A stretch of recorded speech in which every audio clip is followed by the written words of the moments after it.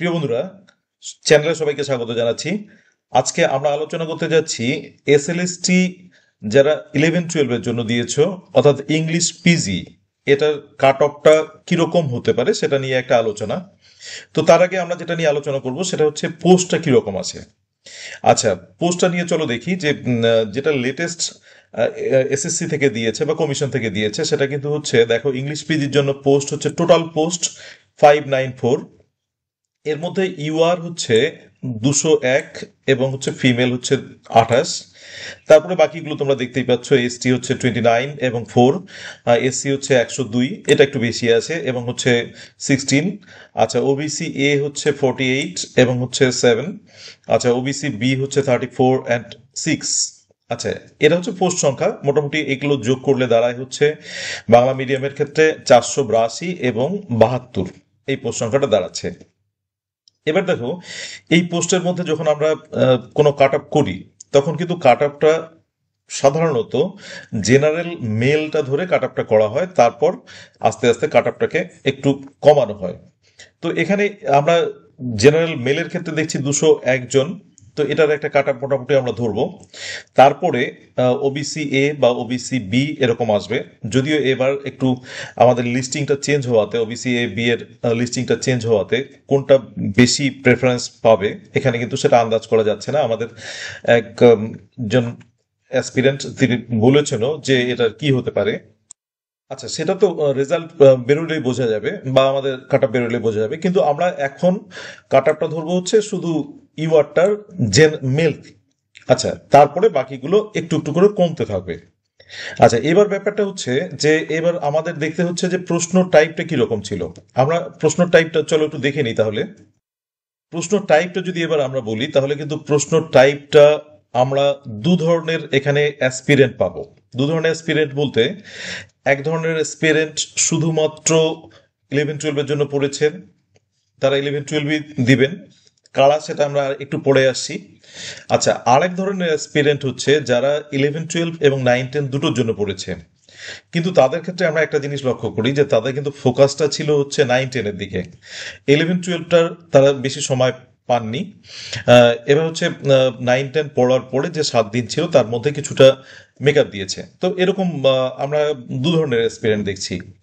তো এবার আমরা যেটা নিয়ে বলছি সেটা হচ্ছে, দেখো, প্রশ্নটার ক্ষেত্রে যদি বলি, প্রশ্নটা কিন্তু তুলনামূলক সোজা। দুই একটা প্রশ্ন নিয়ে আমাদের কনফিউশন আছে। এবার আমরা ব্যাক ক্যালকুলেশন যদি করে যাই, অর্থাৎ 60টা প্রশ্নের মধ্যে কটা প্রশ্নে আমাদের কনফিউশন হবে যারা 11-12টার জন্য পড়েছে তাদের ক্ষেত্রে। আচ্ছা, যারা 9-10টা এবং 11-12টার ক্ষেত্রে পড়েছে তাদের ক্ষেত্রে কি হবে? তাদের ক্ষেত্রে দেখো, তারা অনেকেই নভেলটা কভার করতে পারেনি বা ড্রামাটা কভার করতে পারেনি, বা যদিও আগে কভার করেছে সেটা তাদের মধ্যে একটা গ্যাপ তৈরি হয়েছে তাদের ফোকাসটা 9-10টায় হওয়ার জন্য। আচ্ছা, এইবার তাহলে হচ্ছে আমরা কিছুটা সংখ্যক ধরে নিচ্ছি যে যারা আমাদের 11-12টার জন্য বসছে তাদের ক্ষেত্রে এই সিলেবাসটার প্রশ্নগুলো কিরকম ছিল। আচ্ছা, ব্যাক ক্যালকুলেশন করে আসি। ব্যাক ক্যালকুলেশন করে আসার মধ্যে আমাদের খেয়াল রাখতে হচ্ছে তাহলে কটা প্রশ্ন নিয়ে তাদের সমস্যা হবে। আমরা কিন্তু ধরছি যে বেশিরভাগ প্রশ্ন তারা পাবে। আচ্ছা, কটা প্রশ্ন নিয়ে সমস্যা হতে পারে? আচ্ছা, কটা প্রশ্ন নিয়ে সমস্যা হতে পারে আমরা এটার ক্ষেত্রে দেখব যে, যদিও প্রশ্নের এখানে সিকোয়েন্সটা আমার ঠিক নেই, তবুও দেখব যে প্রশ্নের হচ্ছে এই যে দেখো, এই প্রশ্নটা নিয়ে আমাদের সবারই মধ্যে একটা দোটানা আছে যে এই প্রশ্নটা কি হবে। এটার প্রশ্ন নিয়ে কিন্তু একটা দোটানা আছে। তো এটার ক্ষেত্রে কি হবে, এখানে আমরা একটা পাচ্ছি। আচ্ছা, এইবার আর একটা প্রশ্ন নিয়ে আমাদের কনফিউশন হতে পারে। এই প্রশ্নটা নিয়েও অনেকে বলছো যে এটা কি হতে পারে। তো এই প্রশ্নটাকে আমরা কনফিউজিং ধরলাম, দুইটা। আচ্ছা, এবার হচ্ছে আর একটা প্রশ্ন নিয়ে অনেকে বলছো যে এই সাপ্লাই এর ক্ষেত্রে এটা ফিউ হবে না নান অফ দিস হবে, এরকম একটা কনফিউশন বলছো, তিনটা। আচ্ছা, আর একটা প্রশ্ন নিয়ে আমাদের কনফিউশন হচ্ছে আহ, আমাদের, দেখো, লাস্টের দিকে আমরা একটা প্রশ্ন পাচ্ছি, যে প্রশ্নটা হচ্ছে এই 43 নম্বর প্রশ্নটা এখানে, অর্থাৎ এই যে চার্লস স্যামের ড্রিম চিলড্রেনের এই প্রশ্নটা নিয়ে কনফিউশন আছে। তো মোটামুটি আমরা কিন্তু চারটা প্রশ্নের মধ্যে কনফিউশন দেখছি, 4টা প্রশ্নের মধ্যে কনফিউশন ছাড়া বাকি প্রশ্নগুলো নিয়ে কিন্তু কারো সেরকম কোনো অভিযোগ নেই, বাকি প্রশ্নগুলো কিন্তু পেরেছে। এবার এমন একটা ব্যাপার যে যারা শুধু 7 দিনের জন্য এই সিলেবাসটাকে কভার করার চেষ্টা করেছে 9-10 দেওয়ার পরে, তাদেরও কিন্তু কোনো রকম কোনো অসুবিধা নেই যে না আমরা মোটামুটি 52টা 53টা পেরেছি, অর্থাৎ তাদের ক্ষেত্রেও কিন্তু কয়েকটা প্রশ্ন নিয়ে সমস্যা। এইবার এই প্রশ্নগুলোর মধ্যে বেশিরভাগ অ্যান্সারটা কারা করেছেন। আচ্ছা, আরেকটা প্রশ্ন দেখো, এই যে এই প্রশ্নটার ক্ষেত্রে কিন্তু এই প্র- এই প্রশ্নটার ক্ষেত্রে কিন্তু দেখো যে এই প্রশ্নটা কিন্তু বেশিরভাগই হ্যাড বিনটা করেছে। আচ্ছা, তো সুতরাং এই প্রশ্নটা নিয়ে খুব বেশি একটা কনফিউশন নেই। যদি আমরা এখানে আরেকটা ধরি তাহলে 5টা প্রশ্ন হচ্ছে, কিন্তু এই প্রশ্নগুলোর মধ্যে যারা 11-12টা করেছে, মানে 11-12টা সিলেবাস কভার করেছে, তাদের ক্ষেত্রে কি হবে? তাদের ক্ষেত্রে দেখো এই প্রশ্নটা সবাই মোটামুটি হ্যাড বিন করেছে। এটা এটা অনেকেই বলা যায়, অনেকে ওয়াশ করেছে, কিন্তু এটা হ্যাড বিন ধরা হচ্ছে। তাহলে এখানে কিন্তু হ্যাড বিনের সংখ্যাটা আমরা বেশি পাচ্ছি। আচ্ছা, এবং হ্যাডবিন বেশিরভাগই সবাই হ্যাডবিন মোটামুটি একটা পারফেক্ট অ্যান্সার দিচ্ছে, যদিও আমরা ফাইনাল অ্যান্সারকে ওয়েট করছি। তো এখানে একটা হ্যাডবিন যদি হয় তাহলে এটা রাইট হবে, অনেকেই এটা রাইট করেছে এবং সংখ্যাটা অনেক বেশি, সবাই বেশিরভাগই হ্যাডবিন দিয়েছে। আচ্ছা, আরেকটা প্রশ্নের ক্ষেত্রে হচ্ছে এই যে সাপ্লাই দ্য কারেক্ট অ্যাডভার্ব, এই প্রশ্নটা নিয়ে কিন্তু সমস্যা আছে। এই প্রশ্নটা নিয়ে যদিও আমরা সবাই ধরেছি এটা নেভার হবে বা হচ্ছে, তো এই প্রশ্নটার ক্ষেত্রে অনেকে রেয়ারলি দিয়েছে, অনেকে অলওয়েজ, এই প্রশ্নটা অনেকেরই ভুল হবে। আমি এটা ধরছি একদমই ভুল, যে না এটা হবে না। আচ্ছা, তাহলে এখানে কিন্তু একটা আমরা ধরছি যে ডেফিনেটলি অনেকেরই ভুল হবে। আচ্ছা, এইবার এই প্রশ্নটাতে দেখো এই যে join the the following sentences the road was long, এটার কিন্তু বেশিরভাগই আমি যাদের সঙ্গে খবর পেয়েছি বা যারা তোমরা জানিয়েছো, তারা কিন্তু বেশিরভাগই অ্যান্ড দিয়েছো এই জায়গাটাতে। সুতরাং বেশিরভাগ সংখ্যা কিন্তু আমরা যদি ধরি যে দেখা গেল 70%ই অ্যান্ড হয়েছে। আচ্ছা, এটার ক্ষেত্রে আমরা সুতরাং এটাকে আমরা অ্যান্ড ধরেছি। আচ্ছা, এটার ক্ষেত্রে দেখো এই সাপ্লাই দ্য অ্যাপ্রোপ্রিয়েট ডিটারমাইনার, এটার ক্ষেত্রে কিন্তু বেশিরভাগই ফিউ আসছে এবং আমরা এটাকে ফিউ ধরেছি, যদিও অ্যান্সার কি ওয়েট করছি। আরেকটা প্রশ্ন নিয়ে তোমাদের অনেকের কনফিউশন হচ্ছে, সেটা হচ্ছে কিন্তু দেখো ইন চার্লস স্যাম dream children what is the name of the old house that figures prominently in the speaker's memories. আচ্ছা, এখানে সমস্যাটা হচ্ছে এটা তো হবেই গ্র্যান্ডএমস ফিল্ডস হাউস। আচ্ছা, এর সঙ্গে অনেকে কিন্তু ব্ল্যাকসমোর দিয়েছো। আচ্ছা, ব্ল্যাকসমোর সম্পর্কে তাহলে একটু আলোচনায় আসি। ব্ল্যাকসমোর দেখো, ব্ল্যাকসমোরের কিন্তু একটা আছে, আমাদের রেফারেন্স আছে, এবং এটা আমরা ল্যাম্বের ইয়েতে পাই। দেখো এখানে এই যে একটা ব্ল্যাকসমোর নামে আমাদের যে এসেটা আছে, ব্ল্যাকসমোর ইন হার্টফোর্ডশায়ার, সেখানে কিন্তু রেফারেন্সটা আছে। এবং এই ব্ল্যাকসমোরের এই যে এখানে বলছে মাইন টু ব্ল্যাকসমোর ওয়াজ দাই নভেল মার্বেল। আচ্ছা, এটা আছে, এটা ঠিকই আছে, তোমরা এটা ভেবে অনেকে সেই অ্যান্সারটা দিয়েছো। কিন্তু আমাদের যে সমস্যাটা হচ্ছে, যদি নেম নিতে হয়, অর্থাৎ অরিজিনাল নেম নিতে হয়, তাহলে কিন্তু এই যে অরিজিনাল নেমটা কিন্তু ব্ল্যাকসওয়্যার। দেখো, ব্ল্যাকসওয়্যার ইন হার্টফোর্ডশায়ার, সুতরাং অরিজিনাল নেম নিলে কিন্তু আমাদের ব্ল্যাকসওয়্যারকে নিবে, কখনোই ব্ল্যাকসমোরকে নিবে না। সুতরাং আমাদের যে প্রশ্নটা যে ব্ল্যাকসমোর হবে কিনা, এটা কিন্তু আদৌ ব্ল্যাকসমোর হচ্ছে না, আমাদের কিন্তু অবশ্যই এটাকে গ্র্যান্ডফিল্ডস হাউস দিতে হবে বা গ্র্যান্ডএমস ফিল্ডস হাউস দিতে হবে। এটা যদি আমরা অরিজিনালি ব্ল্যাকস ওয়্যার থাকতো, তাহলে কিন্তু আমরা অরিজিনাল নেম করে স্পিকারের মেমোরিতে অরিজিনাল নেম করে আমরা এটাও অপশন ধরতে পারতাম, কিন্তু এখন সেটা অপশন ধরাটা আমাদের সুযোগ থাকছে না, বিশেষ করে নামটার মিস্টিফিকেশনের জন্য, অর্থাৎ ব্ল্যাকসমোর থাকার জন্য। তো এটাই হচ্ছে আমাদের সমস্যাটা, অর্থাৎ আমাদের বি অপশনটাই কিন্তু আমাদের রাইট ধরতে হচ্ছে, তাছাড়া আর কোনো উপায় নেই। আমরা অনেকেই এই জায়গাটাতে ভুল করেছি, আমরা ওই যে জায়গাটা বললাম যে আমরা একটু জটিলভাবে সেই প্রশ্নগুলোকে ভাবতে গিয়েছি। অনার্স লেভেলের প্রশ্নগুলো একটু জটিল লেভেলের হয়, এটা ধরেই আমরা আগে নিয়েছিলাম, যার জন্য কিন্তু এই সমস্যাটা অ্যারাইজ করে গেছে। যাকে এটা আমাদের তাহলে ভুল, এবং এই ক্ষেত্রে আমাদের কোনো কনফিউশন থাকা উচিত নয়। 43 আমাদের অ্যান্সারটা কিন্তু বি আসছে। এবার এবার তাহলে ফিরে আসো, কয়টা প্রশ্নের সমস্যা হচ্ছে? তাহলে প্রশ্নের সমস্যা হচ্ছে ফিউটা নিয়ে। এটা নিয়ে কোনো সমস্যা নেই। এই ফিউটা নিয়ে অনেকের সমস্যা হচ্ছে, কিন্তু অনেক বেশিরভাগই ফিউ দিয়েছে। আচ্ছা, এবার আসো অ্যান্ড, বেশিরভাগই অ্যান্ড দিয়েছে, অল্প কিছু জন দো বাট এগুলো নিয়ে চিন্তা করেছে। এটা কেন হয়েছে, এটার পিছনে কারণটা কিন্তু একটা আমরা যদি বলি তাহলে হচ্ছে আমরা প্রশ্নটাকে যে লেভেলের একটু টাফ বলে আশা করেছিলাম সেই লেভেলটা আমাদের টাফ হয়নি, এবং প্রশ্নটা আমরা সেভাবে জটিলভাবেই একটু ভাবতে গিয়েছি, কিছু কিছু ক্ষেত্রে হয়তো ভুল হয়েছে। কারণ এখানে অ্যান্ড না হওয়ার কিন্তু কোনো যৌক্তিকতা নেই, কারণ এই লং এবং হচ্ছে দেখা যাচ্ছে না এ দুটো কিন্তু একই রকম বোঝাচ্ছে, এবং সেটার ক্ষেত্রে আমরা অ্যান্ড নেওয়ার কথা। আমরা যদিও ফাইনাল অ্যান্সার কি ওয়েট করছি, দেখবে এটা এটা কিন্তু আমি বারবার স্বীকার করছি যে এটা কিন্তু আমাদের ফাইনাল অ্যান্সার কি নয়, এটা কিন্তু আমাদের অ্যাজাম্পশন, এর মধ্যে আমাদের ভুল হতে পারে। ভুলের মন্তব্য এটা নয় যে সেটা নিয়ে কোনো বিরূপ মন্তব্য করা, ভুলের মন্তব্যটা হ্যাঁ এটাও হতে পারে, এরকম মন্তব্যটা ঠিক। আচ্ছা যাকে সেটা তোমরা যেভাবে বলবে সেটাই অ্যাকসেপ্টেবল। আচ্ছা, তো এটার ক্ষেত্রেও আমরা কিন্তু বেশিরভাগই এটা দিয়েছে, তার মানে এটা আমরা বেশিরভাগের ক্ষেত্রে ভুল পাচ্ছি না। আচ্ছা, এটা বেশিরভাগের ক্ষেত্রে ভুল পাচ্ছি না। আচ্ছা, এই যে নেভারটা এটা কিন্তু আমরা বেশিরভাগের ক্ষেত্রে ভুল পাচ্ছি, তার মানে এই একটা প্রশ্ন নিয়ে কিন্তু খুব সমস্যা, এবং আর কিন্তু কোনো প্রশ্ন নিয়ে সেরকম সমস্যা নেই। তার মানে যদি ভুল হয় তাহলে ভুলের জায়গাটা কিন্তু এই নেভারের মধ্যে একটা ভুল হতে পারে। আচ্ছা, আর একটা ভুল হতে পারে হচ্ছে কিন্তু এই অ্যান্ডের জায়গাটা নিয়ে এবং ফিয়ের জায়গাটা নিয়ে। কিন্তু আমরা বেশিরভাগের সঙ্গে আলোচনা করে যেটা দেখেছি, বেশিরভাগ যারা দিয়েছ, বিশেষ করে যারা শুধু 11-12টার জন্য খেটেছ, তাদের কিন্তু টেক্সটের কোনো প্রশ্ন ভুল হয়েছে বলে আহ, এখনো কেউ সেরকম বলনি।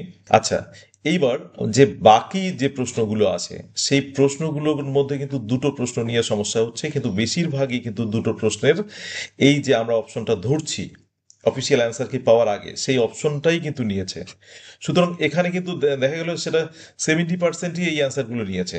তাহলে আমাদের দেখো বাকি প্রশ্নগুলো কিন্তু আর ভুল হওয়ার কথা নয়। ভুল হওয়ার যেমন দুটো পেপারে যে সিনেকডকি টিনেকডকি এগুলো কিন্তু ভুল হওয়ার কথা নয়, যেমন আমাদের ন্যারেশন এগুলো কোনো ভুল হওয়ার কথা নয়, আমাদের যে অ্যাডজেক্টিভ ফর্ম এগুলো কোনো ভুল হওয়ার কথা নয়, স্লিপিং এই যে গুড মর্নিং এগুলো এগুলো কমন কোশ্চেন। যারা 11-12টার জন্য খেটেছো তারা কমন কোশ্চেন। আমি কিন্তু আবার বলছি যে যারা 9-10টার জন্য খেটেছো তাদের এই কনফিউশনগুলো আছে, তাদের ক্ষেত্রে প্রশ্নটা মনে হতে পারে যে মডারেট, কিন্তু যারা 11-12এর ক্ষেত্রে পড়েছো তাদের ক্ষেত্রে কিন্তু এটা একদম ইজি কোশ্চেন বলে আমার মনে হয়েছে। ইভেন এরকম মনে হয়েছে যে 9-10-এর ক্ষেত্রে যে কনফিউশনগুলো ছিল, 3-4টা প্রশ্ন নিয়ে আমরা দু তিনটে অপশন পাচ্ছি, এখানে কিন্তু সেই অপশন সেখানে কিন্তু সংখ্যাটা খুবই কম, একটা দুটো প্রশ্ন। সুতরাং একটা দুটো প্রশ্নের মধ্যে আবার বেশিরভাগ সংখ্যায় কিন্তু এই যে অপশনটা সবাই প্রায় দিচ্ছে সেই অপশনটা নিয়ে কিন্তু তোমরা উত্তর করেছো। সুতরাং এখানে আমরা একটা নিঃসন্দেহে বলতে পারি যে কাট অফটা কিন্তু দেখো খুব বেশি প্রশ্নে ভুল হয়নি, তার মানে কাট অফটা কোথায় যেতে পারে। তাহলে আর বাকি প্রশ্নগুলো নিয়ে কনফিউশনেরও জায়গা নেই। যেমন এই প্রশ্নটা নিয়ে কি কনফিউশন হতে পারে, এই যে কারেক্ট সেন্টেন্সের মধ্যে যে কোনটা কারেক্ট সেন্টেন্স, এটা তো সব থেকে ইজিয়েস্ট। তারপরে মনে করো আমাদের ওই যে একটা যে দ্য বেস্ট ছিল, সেটা নিয়ে কি কনফিউশন হবে। সুতরাং এই প্রশ্নগুলো নিয়ে কনফিউশন হওয়ার কথা নয়, হয়ওনি মনে হয় তোমাদের মধ্যে পরীক্ষাতে। যারা 7 days প্রিপারেশন নিয়েছো তাদের ক্ষেত্রেও কিন্তু এই প্রশ্নগুলো নিয়ে কনফিউশন হয়নি। তো এটা গেল কোশ্চেনটা। আমরা কোশ্চেনের আরেকটা প্রশ্ন অনেকে বলেছিল রেপদালক থেকে যে what symbolises Belinda's pride and beauty, এটা কিন্তু হেয়ার হবে, এবং বেশিরভাগই তোমরা হেয়ার দিয়েছো। এটা নিয়েও আমাদের বেশিরভাগের সংখ্যাটা আমরা ধরছি যে এটাও কিন্তু বেশিরভাগই রাইট দিয়েছো, সুতরাং এটা নিয়েও কনফিউশন নেই। Condition number 1, limited post. আমরা কিন্তু এখানে খেয়াল করছি, বারবারই খেয়াল করছি যে এখানে লিমিটেড পোস্ট। ইউআর কিন্তু যদি আমরা ইউআর এর কাট অফ করতে যাই তাহলে 201টা পোস্ট। তাহলে এবার খেয়াল করো যে 201টা পোস্টের মধ্যে এরকম সংখ্যায় এই অপশনগুলো দিয়েছো, এরকম সংখ্যায় মানে কত হবে, সেটা কি 200 পার হয়ে যাবে? বেশিরভাগই কি 200 পার হয়ে যাবে? এখানে কিন্তু এক্সপেক্ট করা যাচ্ছে যে হ্যাঁ এখানে সংখ্যাটা কিন্তু অনেকটাই এরকম দাঁড়াবে, যাদের দু একটা ভুল হয়েছে এরকম সংখ্যাটা কিন্তু অনেকটাই দাঁড়াবে, 201-এরও বেশি দাঁড়াবে। আচ্ছা, তারপরে ফিমেল তো আমরা পড়ে আসছি। দেখো তো আমাদের এখানে কিন্তু একটা বড় ফ্যাক্টর কিন্তু হচ্ছে লিমিটেড পোস্ট, যার জন্য কাট আপটা কিন্তু অনেকটা বাড়বে বলে মনে হচ্ছে। আচ্ছা, এবার ২ নম্বর কন্ডিশন দেখো, যদি কাট অফ করতে যাই তাহলে দেখো ইন সার্ভিস টিচারদের ক্ষেত্রে আদার দেন 2016, অর্থাৎ যারা 2016 থেকে যারা 11-12 এরকম সময়টায় পরীক্ষা দিয়েছো, এই সময়টার যারা বুঝতে পেরেছে, যে যেটি যারা পেরেছেন, তো তাদের ক্ষেত্রে তারা কিন্তু শুধুমাত্র তারা 11-12টার জন্য পড়েছে, অর্থাৎ তাদের ক্ষেত্রে আর কোনো কিছু 9-10 নেই। তারা 11-12টার টপিকটাই বেশি করে পড়েছেন, সিলেবাসটা বেশি করে পড়েছেন, তাদের সেটা আয়ত্ত হয়ে গেছে, টেক্সট থেকে তাদের ভুল হয়নি সম্ভবত, এবং গ্রামারও যে গ্রামারগুলো ছিল তাতেও ভুল হয়নি। রেটরিক প্রস্তুতি থাকলে সেটাও একটা ভুল হওয়ার সম্ভাবনা ছিল, যেহেতু তাদের কিছুটা আয়ত্তের বাইরে, সেটাও ভুল হয়নি, বা প্রশ্ন টাফ হয়নি। এবার এই টিচারদের সঙ্গে আরেক দাঁড়াচ্ছে যারা in service tainted untainted teacher. এখানে কিন্তু আরও একটা সংখ্যা আছে যারা কিন্তু 11-12টার জন্যই বসেছে, এবং 11-12টার জন্যই কিন্তু এক্সাম দিয়েছে, কারণ তারা 11-12টায় আগে ছিল, এবং তারা বসেছেন আর কি। তো এখানে কিন্তু আমরা এই কন্ডিশনটার জন্য দেখছি যে এখানে ইন সার্ভিস টিচারদের পাল্লাটা অনেকটা ভারী হয়ে আছে। আচ্ছা, এবার থার্ড কন্ডিশনটা দেখি। অর্থাৎ এদের ক্ষেত্রে কিন্তু প্রশ্নটা ভুল হওয়ার সম্ভাবনা আরো কম। আমি আমি বলছি ইজি প্রশ্নটা ভুল হওয়ার সম্ভাবনা কম। যদি প্রশ্নটা স্ট্যান্ডার্ড হতো তাহলে কিন্তু ভুল হওয়ার সম্ভাবনা ছিল, কিন্তু এই প্রশ্নে তো দেখালাম যে কয়েকটা প্রশ্নের সমস্যা হতে পারে। আচ্ছা, এবার আরেকটা আসি, যেটা বললাম আর কি, যে সেটা হচ্ছে কন্ডিশন থ্রিটা হচ্ছে কিন্তু easy question with 2 or 3 confusions. কনফিউশনে কিন্তু খুব কম, যে এটার মধ্যে সেরকম প্রশ্নগুলো কিন্তু আমি আগেই আলোচনা করলাম। আচ্ছা, এবার আসি কন্ডিশন 4। কন্ডিশন 4-এ দেখো in service teacher will get 10 if, আমরা একটা ইফ রেখেছি, কারণ হচ্ছে কমিশন যতই মুখে বলুক যে সেটা হচ্ছে ওই এক্সপিরিয়েন্সের নাম্বারটা আগে দেবে, কিন্তু গেজেটে যেটা ছিল সেটা কিন্তু গেজেটে দুরকম ছিল, একটা মেরিট লিস্ট হবে, তারপরে মেরিট লিস্টের আগে ইন্টারভিউ লিস্ট হবে। সুতরাং কমিশনের ওই গেজেটটা কমিশন কিন্তু মুখে বললেও, অর্থাৎ যদিও সাংবাদিক বৈঠক করে বলছেন আমাদের পর্ষদ সভাপতি বা কমিশনের চেয়ারম্যান, তো সেটা হচ্ছে যদিও মুখে বলেছেন, তো তবুও কিন্তু আমাদের এই গেজেট রেক্টিফিকেশন করার কিন্তু একটা ঝামেলা আছে। গেজেট রেক্টিফিকেশনটাকে আগে করতে হবে, তারপরে সেই নাম্বারটা হয়তো দিতে পারেন।